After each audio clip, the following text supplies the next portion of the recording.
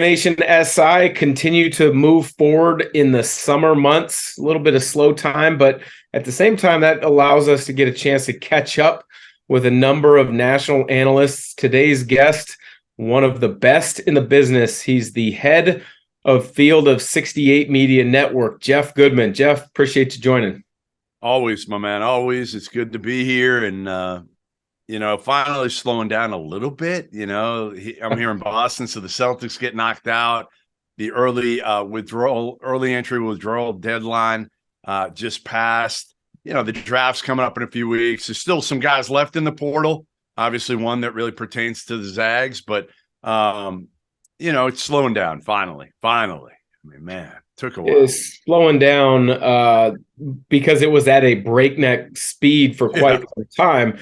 I talked with a USF head coach, Chris Gerlofson, yesterday in recording a podcast and asked him, has he had a chance to catch his breath? And here and there, you get some time, but really it's a 12-month calendar now. For you as a national media guy, when is your break, or do you get a break? I hate this now. I'll admit, it's, man, how old are you now, Dan? How old are you? You're a little younger than me. I hate to admit, I'm 44 now. All right, you're younger. You're considerably younger. I'm 51. But we're like in that same realm where we've watched this sport now change so much, and it's not what we got into. And on one hand, I love the fact that players are making some money. Okay, I do. I love it.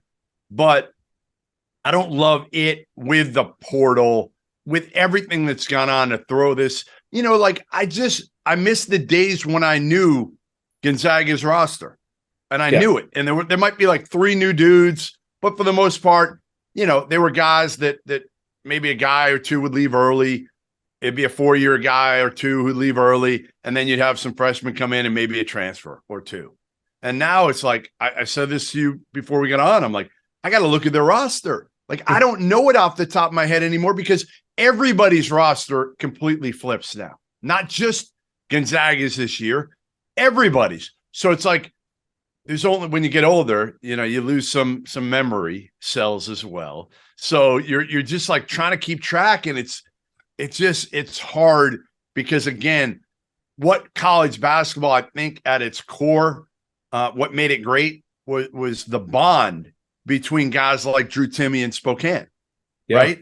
And you're not having that. You're just not going to have that a lot anymore. Now, again, with bigs, you're probably going to have it a lot more with bigs like Hunter Dickinson and Drew Timme, and you saw Zach Edey come back to school because, frankly, the NBA game has changed to whereas those guys can't go to the NBA and they're not first-round picks, and a lot of them aren't even second-round picks. So they're going to come back to make more money. But, for the most part, it's changed, and the coaches, are frustrated.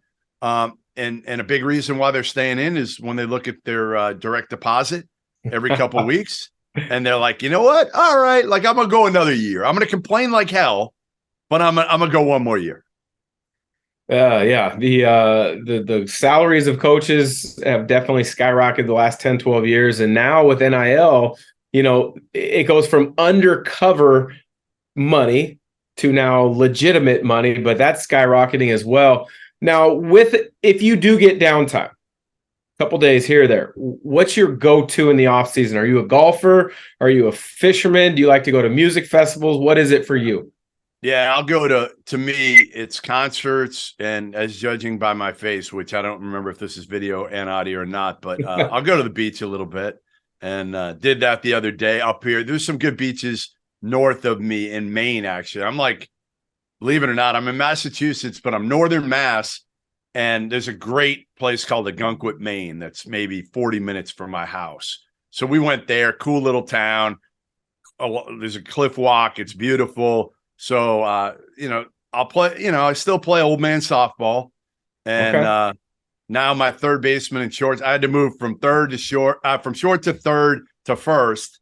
And the shortstop and third baseman are like 25 now.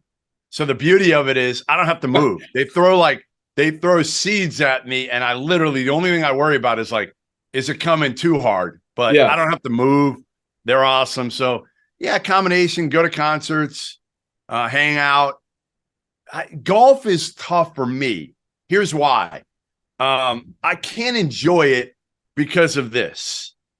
So like every hole, every shot, I'm looking at my phone, and until I get to a point in my career where I can go out and leave the phone probably in the car. Sure. I just don't know if I can golf more than a couple times a year.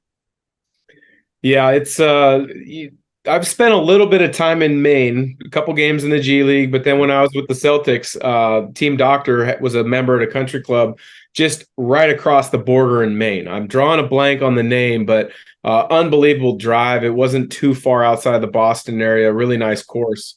Really good time to be had out there. Well, the other thing that's so pressing right now in college basketball and athletics in general is conference realignment. Last couple of days, there's been more rumblings about Gonzaga to the Big 12. Yep. I can't get a straight answer, but then I don't have the investigative chops that you have. What are you hearing? You know, I'm hearing a lot of UConn in the Big 12 the last couple of days too. So Really? UConn and Gonzaga from opposite coast to the Big 12. Somebody denied it to me today that was affiliated with the Big 12. So I don't know. We're hearing a lot of kind of mixed signals right now. Obviously, both those schools would be great for basketball reasons. They're very similar, right? I mean, UConn and Gonzaga are similar. UConn, they have football, but football is not very good. You know, they're basketball schools. You know, it's so weird with the Zags and where they go. You know, because again, like in one sense, it just makes so much sense. Add them for Pac-12 for hoops. Like what are we doing here? Just add them for Pac-12. Pac-12 needs them desperately for hoops now. UCLA, USC gone. That's a huge void. Yes. Now, again, is it going to be enough money? You know, that's a big question. Pac-12 right now not doing great financially with their TV deals and everything like that. You're going to make more money if you go to the Big 12, certainly. But I just think it makes too much sense not to get Gonzaga in the Pac-12. And if that happens, obviously, you know, then what happens to the WCC? It becomes a mid-major league for the most part, right? I mean, you know, St. Mary's is going to be, I don't know how attractive they're going to be. But again, like if I'm the Pac-12 at this point, I might say, I'll take you both for hoops. I'll take you both. You can stay in the WCC for everything else. Let's work something out here to get you both for basketball, because that at least fills the void a little bit of losing. I think it does. I mean, think about it. The swap is Gonzaga for UCLA. That's an even swap. In fact, Gonzaga has been better, obviously, for years now. And you could make a case St. Mary's is better than USC. So, like, at that point, from now, again, they're not looking at it from a basketball standpoint at the Pac-12. They're looking at it from a football standpoint, so it's different. But I think sometimes you just want to, if you're the new commissioner, like, fix one thing where you can, and you can make it still a strong, healthy basketball league by trying to pluck Gonzaga and St. Mary's before somebody else gets the Zags. Yeah, it's fascinating to hear all the insiders, like your take on it, but then it's also, I'll tell you this, it's fascinating to hear random fans' take about what they want to see and why they want to see it. You know, because there's no right or wrong answer. What do you want? Gonzaga makes it. You played there. What do you want him to do? Well, see, here's the thing for me is I like the WCC. Gonzaga has had immense amount of success outside of winning a national title. Anybody in the country that hasn't won the title would trade Gonzaga's resume. That's right. They're doing it in the WCC. So what's wrong with where they're at? Not a whole lot. Nothing. The only one that I've said this for a couple of years now that makes sense to me is the Big East is a basketball-centric league. Yes. If the Big East goes, we have a Western, a Central, and an Eastern division. Yep. They 5 or 6 teams in each division. Obviously, you got your East with St. John's, UConn, Georgetown, etc., your major media markets. In the Midwest, you got Creighton, Marquette, DePaul. I'm probably missing somebody there. Butler. Yep. And Butler. Yep. Those are great schools and great basketball programs. You got your West Coast, you cover it with Gonzaga, probably USF, maybe throw in a Grand Canyon because of the Phoenix market. You got to go with an LA school. So do you go LMU? You got major media markets across the country covered. And if it's basketball-centric schools, I think it starts to make sense. I love it. I mean, again, and people always say, well, like, you know, so far and this and that. Well, even if you're going to the East, like, what are you taking? 3 trips a year? You're taking like 3 trips a year. You're staying out. Obviously, they're flying private. We know that. I mean, yeah, it's further than it would be, obviously, going to LA and some of those other places, but they could do it. For 3 trips a year, they could do it. They do it for non-conference games. Well, they're going to take I think they're playing UConn and MSG in a 1-game deal next year. So it's similar kind of idea, but you tack on a 2-game road trip within the league to get it done. And with all the, one-offs that Gonzaga plays because of their, national prominence, they want to be in Phoenix. They want to be in, shootouts in Indianapolis and in Chicago. They're going to be traveling like crazy anyways. If you were NCAA commissioner for a day, what's the first thing you fix? Oh, boy. Is there a laundry list? Well, yeah, there's a laundry list, definitely. I'd make the NIL rules. I'd regulate it and make it fair across the board. I'd probably put like a salary cap in at this point. I'd probably put a salary cap in because I think that's fair. Right now you've got some schools, that are able to pay. They've got $3 million in their collective or whatnot, and then you got other schools that just, like Boston College here in Boston. Nobody cares. They don't, it's a pro sports town. They're never going to be able to compete for players. I would love to see it be more, an even playing ground to some degree. That would be more fun to me. So that, I'd start with something like that. I don't love the portal the way it is. Part of the reason it's been brutal is because you're giving everybody the extra COVID year. They should have never given everybody. They should have just given the seniors that year. If you're going to do it, give the seniors that year, and that's fine. And to be honest, most players that year even got most of the year they played. Mm-hmm. So I think that was a big mistake because you got 26-year-olds playing against 18-year-olds right now. And it's not right. So I would not give out any waivers. If they're going to do this one-time transfer where you can transfer once and you don't have to sit out, okay. If you transfer a second time, 0 waivers. 0. I don't care mental health. I don't care what it is. Don't even apply. 0 waivers. We're gonna stay tight on that thing.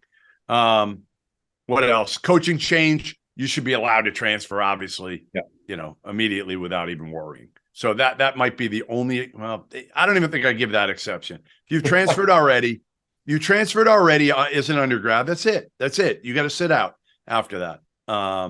Trying to think of what else I'd do. I like the new NCAA commissioner, by the way, the president, Charlie Baker.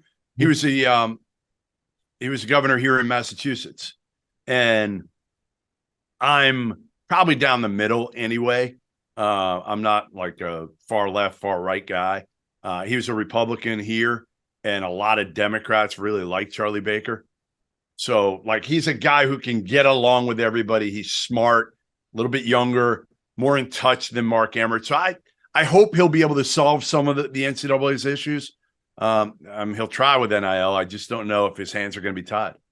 Yeah, I think the couple topics that you touched on would be beneficial to get a handle sooner rather than later. I've said NIL is going to take a couple years to flesh out.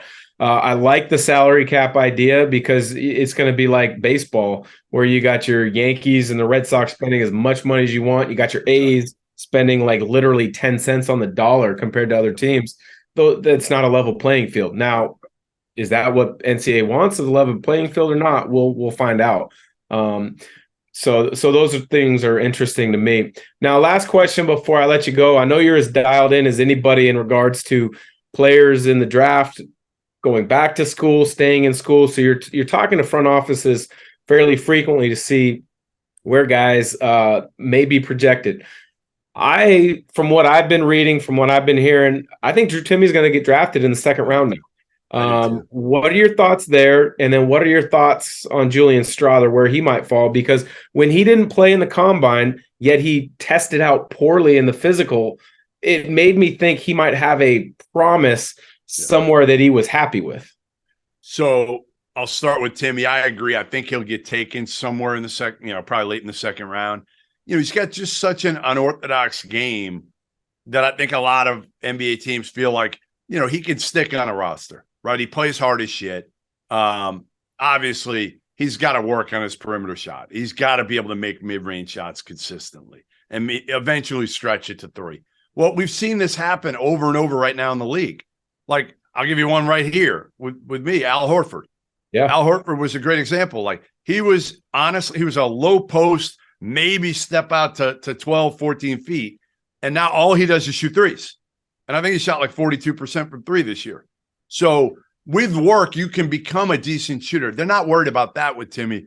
They're more worried about, obviously, from a defensive standpoint, who he can guard, right? Like, who can Drew Timme guard? Can he move his feet laterally quick enough? Those are going to be the things that he's going to have to work on once he gets to probably the G League. And he'll probably dominate the G League. I mean, honestly, I'd be shocked if Drew Timme isn't putting up numbers in the G League, because it's going to. Well, I mean, because the G League is I played there for a short stretch. It's guys that think they're one monster game away from getting a call up. Yes. So guys are going to try to block 8 shots a game. They're going to try to go for every pump fake. They're going to they're going to be exploited by someone as fundamental as Timme. No doubt. Strawther, I think he's a chance to go late in the first. I think he's 25 to 40. I think that's what Julian Strawther is. And, he's a little bit of a dilemma, for NBA teams right now, because, again, he looks the part. When he's making shots, you're like, okay, you know what? Can he be a 3-and-D guy? Obviously, his defense has got to be better. He's got to step up in the defensive end and be consistent. And the other thing with him is, like, is he a killer? Well, he doesn't need to be in the league. Like, that's the one thing. We were always thinking, like, he needed to be that dude with Timme. In the league, he's going to be a second unit guy, most likely, or somebody maybe as your 5th option with a first unit who just stands out there. And honestly, you better make threes and you better be able to put it on the floor and get to the basket. So I think, again, Strawther's one of those guys in the right situation. He could stick and play 10, 12 years in the NBA, but he's got to compete consistently, number one, and, again, not be a defensive liability. Awesome. Great stuff as always, Jeff. I appreciate you joining. Continue to enjoy following the Field of 68 and how you guys continue to expand and grow. It's been cool to see.